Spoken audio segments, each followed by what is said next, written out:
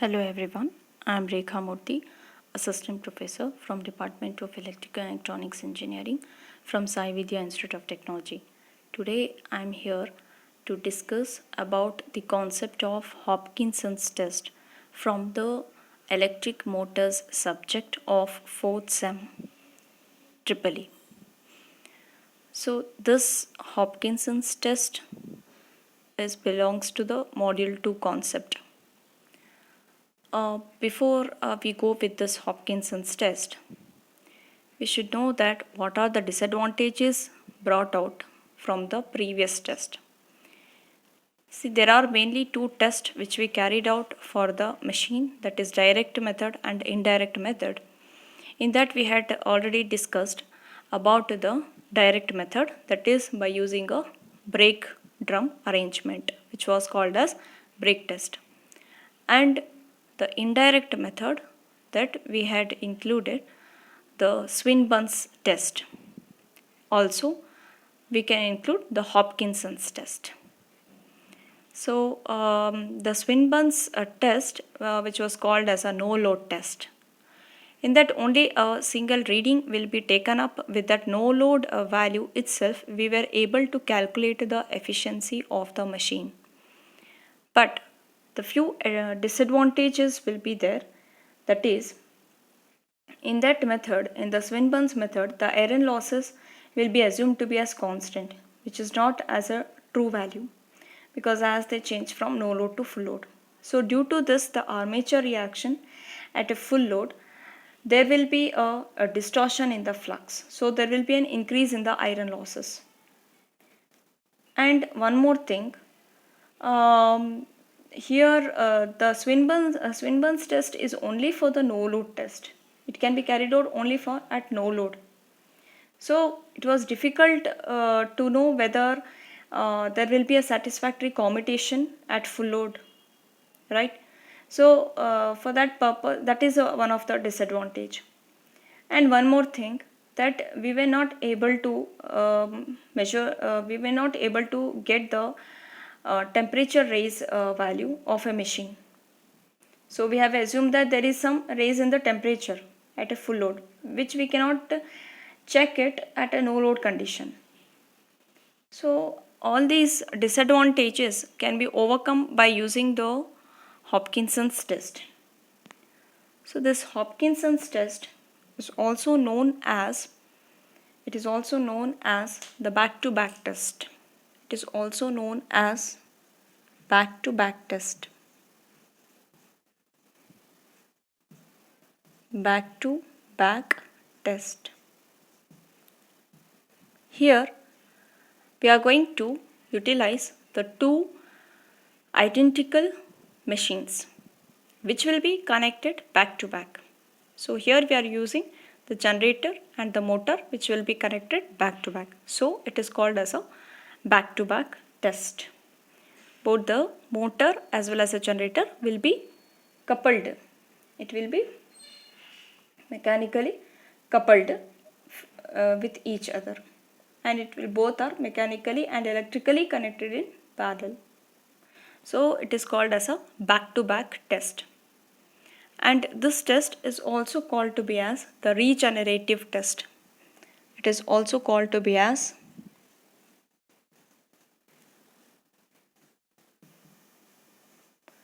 regenerative test. Because here, as you know, that what is the input of a motor? We are connecting motor coupling with a generator, right? So what is the input to this? The input will be the electrical input, right? And output is the mechanical output. Here the input will be the mechanical input and the output will be the electrical output. So again this will be connected back to here. So like this we will see the cycle, this process will continue further. Okay, so motor drives the generator and generator will supply the input to this motor. So due to this reason, it can be called as a regenerative test. And one more phenomena we can derive, that this test is also called to be as heat run test. Heat run test. So whenever you find that we can able to determine the temperature rise of a machine, okay, so at that phenomena we can call it as the heat run test. It is called as a heat run test. Okay, so let us see how exactly the circuit diagram looks like. So as I told, we are going to use the two identical machines. So the configuration which we are going to use here is shunt configuration. Okay, so we'll be using a shunt motor and here we'll be using a shunt generator. So now let us draw the circuit diagram. Let us draw the circuit diagram. So initially, first I will draw the armature of the motor.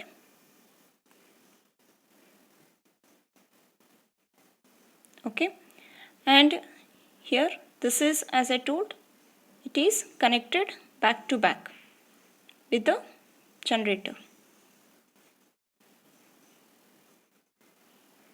right? Okay.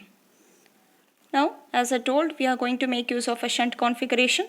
So I am going to take some deviation from here, this point. Okay, and I'll be utilizing one ammeter to measure the current to the field winding. Okay, and from here this will be connected to the rheostat. It will be connected to the rheostat. So this rheostat is respect to the controlling the field winding of the motor. So this will be denoting as RM. And here this will be the field winding. So let me take, this is R shunt M. Okay. Then similarly on the generator side we are going to write down. Again I am going to use the ammeter and one more, the field winding, which will be shunt to this, and that will be connected to the rheostat here, variable rheostat, which will be denoted as RG, because that rheostat is responsible to control the field current for the generator. And this is the shunt of this generator, right? So till here you have followed. Now as I told, I have to connect it parallel to this. So directly I am not going to connect it parallel. Okay, I am going to make use of one switch. I am going to make use of one switch. So let me make use of one switch. Okay, so let me denote it as switch S. And across this I am going to connect one voltmeter. Right? Then, so this is a 75% of the circuit you have drawn. Okay, the only we are left out with the input to the motor. Okay, what is the input to the motor? Electrical input, right? So here we are going to use a DC supply, right? Because we are using a DC machines. So let me take up a DC supply with a polarity. So this is a DC supply. So that will be connected directly to the line. So I am going to make use of one ammeter to measure that line current. Okay, and this completely you can complete here the path. Okay, and also we will measure the line voltage by connecting one voltmeter, which is across this point, across the main supply. Okay. Now you can mark the current here easily. So what is the input to this motor? Usually the current will be entering towards into this, because the input is the electrical input. So the current respect to this armature will be IAM. Okay, and here this will get deviated to this point and this point. just a minute. This is your line current, 1 minute. So this is what the current is entering. Okay, and here you can see this is the line current, right? So this will be the line current, and this line current is coming to this position, so it will go like this and it will be deviated here.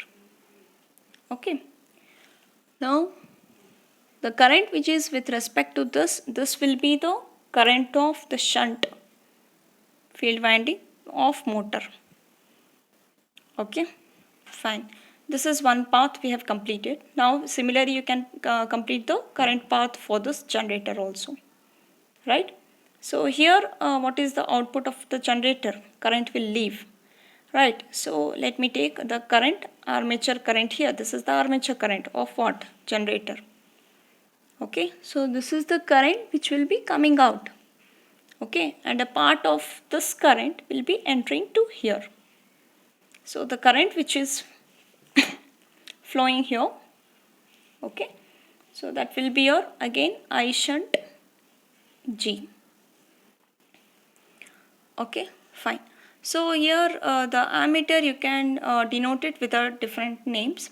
Let me take this as a ammeter 1. Okay, ammeter 2. Okay, one more ammeter I am going to insert here. Ammeter 2. Okay, and this will be the ammeter 3, ammeter 4. Okay, so totally 4 ammeters we are going to use. Okay, then voltmeter, here this will be the 1 voltmeter, and voltmeter here which is connected across a switch, right? So here what is the main purpose here what you can see that in this case one of the machine is made to act as a motor, and while the other machine is made to act as a generator. Initially the switch will be kept open. Initially the switch will be kept open. Okay, and the other machine which is coupled to the first, it will act like a load. Okay, it will act like a load. So here you can see that both the machines are coupled to each other. So the first which is acting as a motor, and the second one will be acting like a generator. Okay, so the speed here, the speed of the motor, it will be adjusted, the speed of this motor, it will be adjusted to the normal value with the help of this rheostat, field rheostat, with the help of this field rheostat. Okay, so here the voltmeter reading will be observed. So once you see that the voltage across the generator is adjusted by its field rheostat, so that the voltmeter reading is reading 0. So here you can see first initially when you give a supply, okay, the switch is opened initially, and we will adjust this rheostat so that the motor will run at a rated speed, and we will see that the motor is going to drive the generator. Okay, during that time the voltage here across this switch should read 0. Okay, but that can be adjusted by using this rheostat, that is RG. Okay, so here the voltmeter will read 0.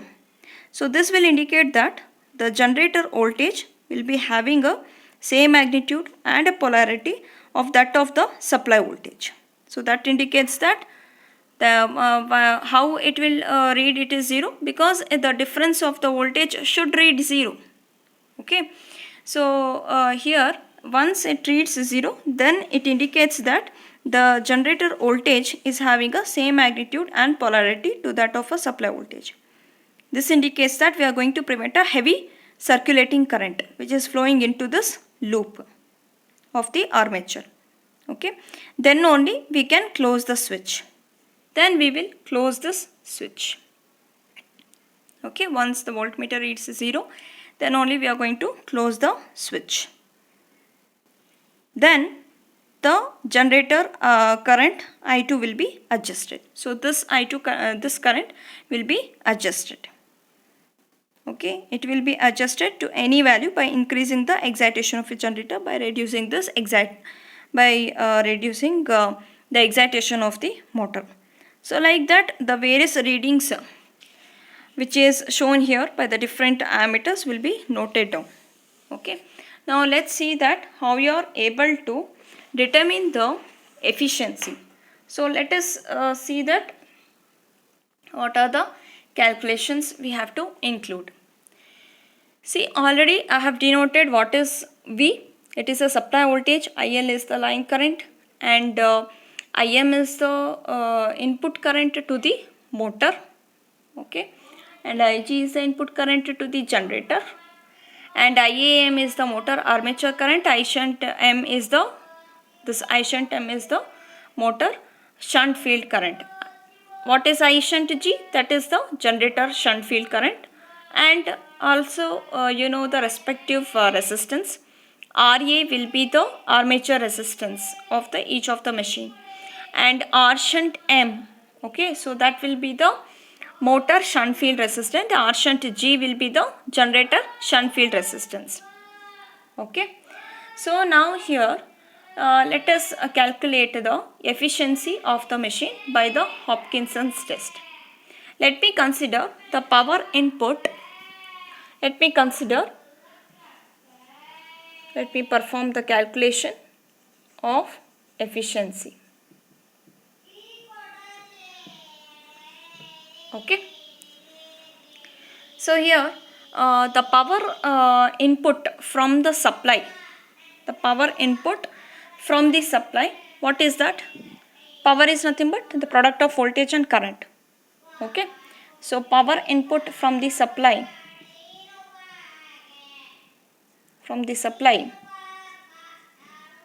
it will be equal to V into IL. Okay, which can be equal to the total losses of both the machine. It can be equal to the total losses of both the machine. And what is the armature copper loss of the motor? What will be the armature copper loss? Armature copper loss of the motor, which is equal to IAM square into RA. Okay, IAM square into RA. And similarly, the field copper loss of the motor, it will be equal to I shunt M square into R shunt M. Okay. Similarly, we can write down what will be the armature copper loss of the generator. What will be the armature copper loss of a generator? It will be IAG square into RA. That is the armature copper loss of the generator. Similarly, field copper loss of the generator, that will be I shunt G square into R shunt G. So these are the different armature copper loss of and field copper loss of the two machine. Now the constant loss is nothing but called as a stray loss, which includes the iron, friction and windage losses, right? So how do you determine the constant loss? Okay, so let me write down that constant loss. So here constant loss of both the machine, okay, of both the machine, it can be written as the power input minus armature and field copper loss, armature copper loss and field copper loss of both the machines. Okay, so let me take up that as WC. In the previous session, in the Swinburne's test, we have denoted stray loss as WC. Okay, or it can be called as PC. Okay, so what is the power input? V into IL minus what is the armature copper loss? Here you have listed, no? Armature copper loss of the motor. So that only you have to write here. You have to add all this. Okay, so IAM square into Ra, armature copper loss, and field copper loss of the motor, I shunt M square into R shunt M. Everything you have to add up, that's it. This voltage input minus difference with the sum of all these things. Okay. Plus similarly IAG square into Ra plus I shunt G square into R shunt G. So this is how the stray loss can be obtained. Okay. See here, assume that the stray losses known as a this stray losses is been equally divided between the two machines, because we are using two identical machines.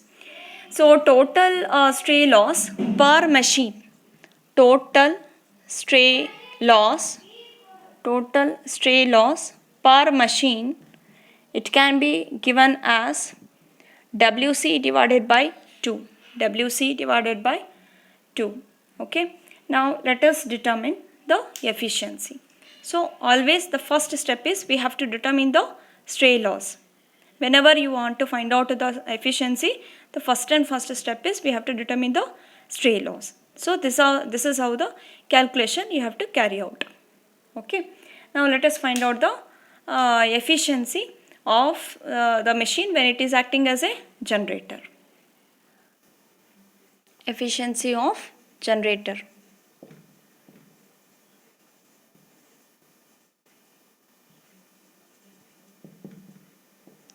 So generally, what you know the efficiency formula of a generator? We know that it is the output power divided by input power. As you all know, output power divided by input power.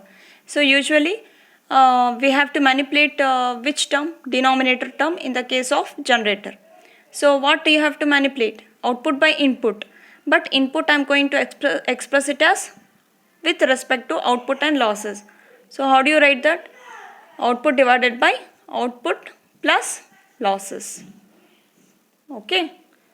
So now let us write down. So what will be the here this will be the output. So what is the output? We have to assume. So the output of a generator, we have to assume it as V into I A G. So this is what the output. Okay. Then this is a electrical output. So it will be a product of V into I, armature current. Then what are the losses you have to include? We have to include the constant loss. In this losses, what are the losses you are going to include? We have to include the constant loss. What just now you have calculated, no? The constant losses. So the constant losses for the generator when you take up, so that is nothing but WC divided by 2.